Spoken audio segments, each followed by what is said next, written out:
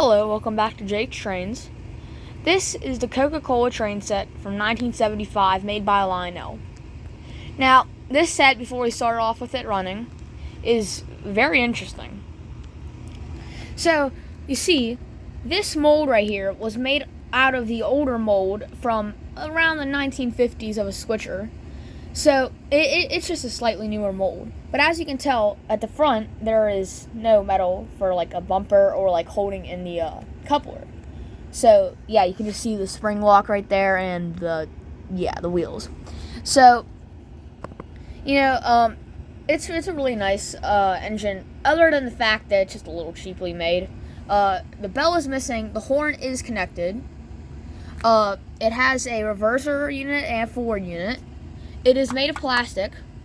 Yeah, it's pretty interesting. So they just basically took the mold, dyed it red, and stamped on Coca-Cola stuff. But it was a sponsorship. So in 1975, you see, around, if you're really into Lionel stuff, you'll know in the 70s and the 80s, Lionel was really suffering with like money and stuff like that. Like they were even close to the point of shutting down until the early 2000s. So they were making pretty cheaply made sets. So this is pretty much all plastic, except for the wheelbase and most of the wheels on the cars. So this one is Tab, which I believe, I'm not exactly sure. I think Tab is discontinued, but yeah, this is a really nice car. Right here's the Fanta one with the old logo. Like I said, all these cars, they might be different sodas, but they're owned all by Coca-Cola. So if we keep going down here, you'll see this one right here, which is a Sprite car, which is, I actually kind of like the older logo. And at the very end is just a Coca-Cola caboose, yeah. So we're gonna show it running. Now it makes a bit of a rattle noise. It shouldn't be that obnoxious, but just a warning if you're like using headphones, maybe. But let's see it run.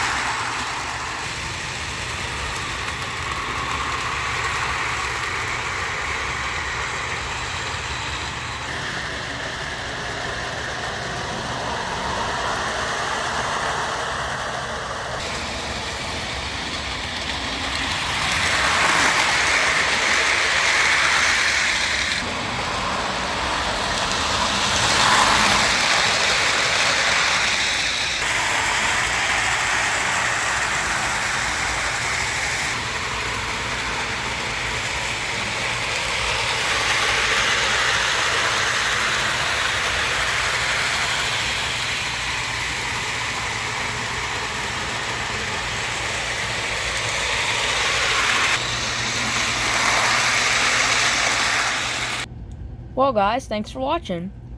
Now before I end the video, if you're watching this, please leave in the comments if you know any more information about this. Yeah, I searched it up, there's not really even a lot about it. I know most of the sets were made in 1974 and 1975. I do know that it was sponsored by Coke, and I know it was during some time between that era. But that's pretty much all the information I have on it. If you guys know anything, please comment it. I'd really like to know. So, even though it's not really the most expensive set in the world, it's really a nice set. So, thanks for watching Jake's Trains. I'll see you next time.